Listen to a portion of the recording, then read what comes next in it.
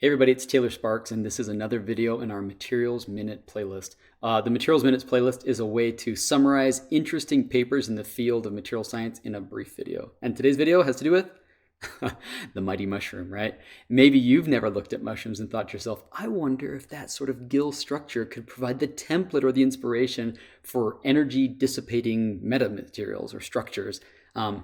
I certainly hadn't. And yet these clever people at several different Chinese universities have done exactly that.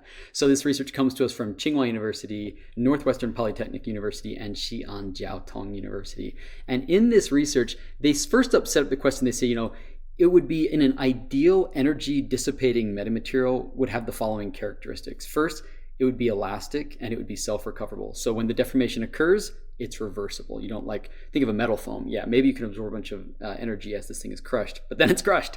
We want it to spring back, right? That would enable lots of other applications, and more about that in a moment. A second characteristic would that it would be programmable. You don't know what the strain conditions might be, or maybe they're not the same every time. Maybe you want it to be able to work under both high strain rate or low strain rate or different amounts of load. We want this to be programmable. And then third, ideally, you would be able to withstand quite a bit of load, tens to hundreds of megapascals, right? So to do that, I think this is really cool. They turn to Mother Nature. They point out, they say, hey, nature already kind of does this, right? It already has insights on this. They turn to mushrooms and they say, when mushrooms, when they dry them out, right, which is common in China, they eat a lot of mushrooms over there. As these dry out, it shrinks in its shape, which is going to then put strain on this material, right? And they show that the mushroom structure changes, right? These gills buckle and then they all move in a coordinated fashion, right? This is snap-through metamaterials, right? It says they initially buckle and bump into each other, causing geometric frustration, and as the local order struggles to propagate through space, right? And then they point out here, inspired by this phenomenon, we propose snap-through metamaterials, STM, that integrates ultra-high load-bearing capacity with effective energy dissipation performance in just a few unit cells, right? These thin wall strips are packed in some slender unit cell, and they're trying to replicate the interaction of mushroom gills.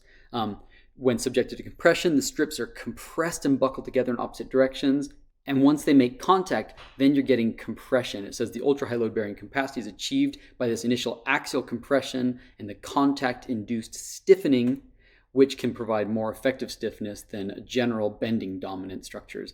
But here's the clever thing. Eventually, it becomes too much. The elastic strain that's stored in this is too much, and you get snap-through buckling, which occurs when this geometrically frustrated strip converts its strain energy to kinetic energy. Let's show you a quick video of this, and then I can explain what's going on a little bit. So here's one video that you can find in the supplemental information of this article. It's showing just two strips that are next to each other. As you see, as they're deforming, once they start to touch, take a look at the force diagram. There you're getting a huge growth in compression. And then as it starts to buckle now together, it's building up more strain energy and snap. You saw that it moved togetherly. There's a coordinated movement. And then when you unload this, you don't have permanent deformation. As they unload it, it just goes back to the pre-loaded scenario. So this is recoverable. That's pretty slick, right? So the hallmarks of metamaterials is that you get the sudden change in the configuration under a load. These are reusable and self-recoverable, and they are rate independent. It doesn't necessarily matter. It works over a large range of strain rates when you do this, okay?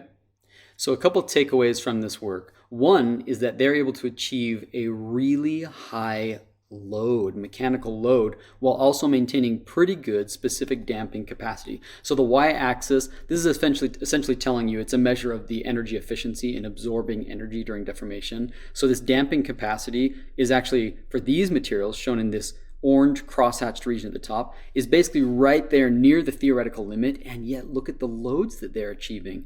The loads are really high, up to around 10 megapascals. So that is pushing what we thought was possible in these materials, which is pretty amazing.